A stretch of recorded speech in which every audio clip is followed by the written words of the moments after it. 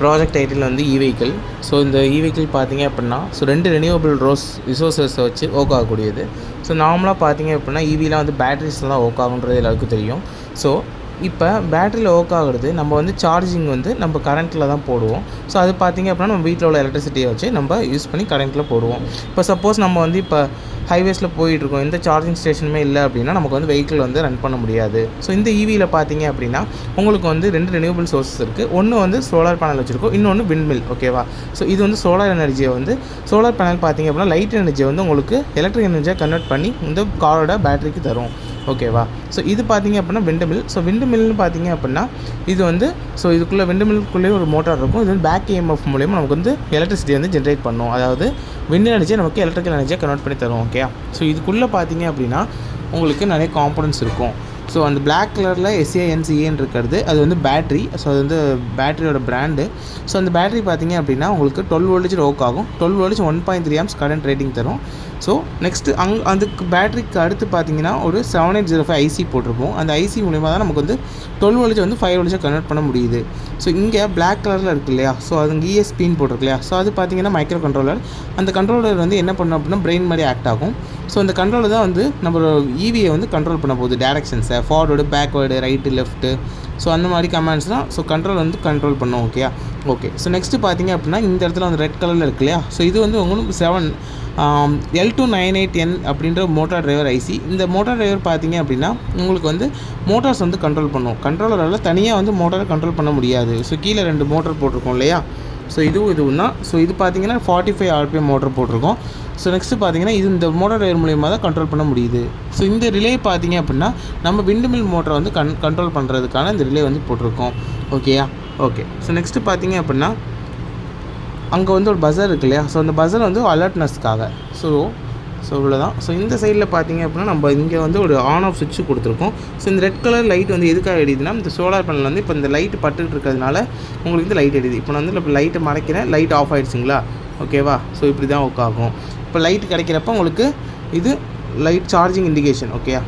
So இந்த socket எதுக்காகனா நம்ம அடாப்டர் யூஸ் பண்ணி நம்ம உள்ளே உள்ள பேட்டரியை வந்து ட்ரை ஆகிடுச்சுன்னா நம்மளால் சார்ஜ் பண்ணிக்க முடியும். அதுக்காக தான் அந்த அடாப்டர். ஓகேவா? ஓகே. ஸோ முன்னாடி பார்த்தீங்க அப்படின்னா காரோட ஃப்ரண்ட்டில் பார்த்தீங்க அப்படின்னா ஸோ இதான் வந்து காரோட ஃபுல் டிசைன். ஸோ இதோட இன்ஜின் இருக்கும், இது இந்த கண்ணாடி, ஸோ இந்த டோர்ஸ் இதெல்லாம் இருக்கும். ஓகே. ஸோ இது பார்த்தீங்க அப்படின்னா இந்த கண்ணுமா இருக்குங்களே, ஸோ இது பேர் வந்து அல்ட்ராசோனிக் சென்சார் சொல்லுவாங்க. இது எதுக்காகனா அப்டக்கல் அவாய்டன்ஸ். ஓகேவா? எக்ஸாம்பிளுக்கு இப்போ நீங்கள் வேகமாக ஹைவேஸில் போகிறீங்க, யாரோ திடீர்னு குறுக்க வந்துட்டாங்க அப்படின்னா உங்களுக்கு சடனாக பிரேக் போட முடியாது. ஸோ அதுக்கு வந்து ஆட்டோமேட்டிக்காக வந்து உங்களுக்கு இந்த கார் வந்து ஸ்டாப் பண்ணி கொடுத்துரும். ஸோ எப்படின்னா ஸோ நீங்கள் அப்டக்கல் ஏதாவது குறுக்க வந்து அப்படின்னா உங்களுக்கு பீப் சவுண்ட் வரும். ஓகேவா? பீப் சவுண்ட்னா ஸோ வந்து அலாம் வந்து அடிக்கும் உங்களுக்கு.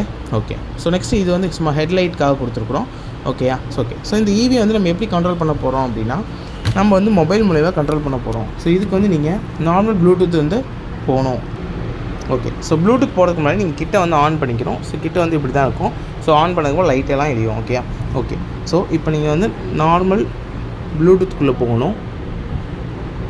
ஸோ நார்மல் ப்ளூடூத்துக்குள்ளே போனதுக்கப்புறமா உங்களுக்கு வந்து பேர் நியூ டிவைஸ் கொடுத்தீங்க அப்படின்னா உங்களுக்கு இ-வெஹிக்கிள் அப்படின்றது இது காட்டும். நான் ஏற்கனவே பேர் பண்ணிட்டேன், ஸோ அதனால் எனக்கு காட்டாது. நீங்கள் பேர் நியூ டிவைஸ் கொடுத்து பேர் பண்ணிக்கணும்.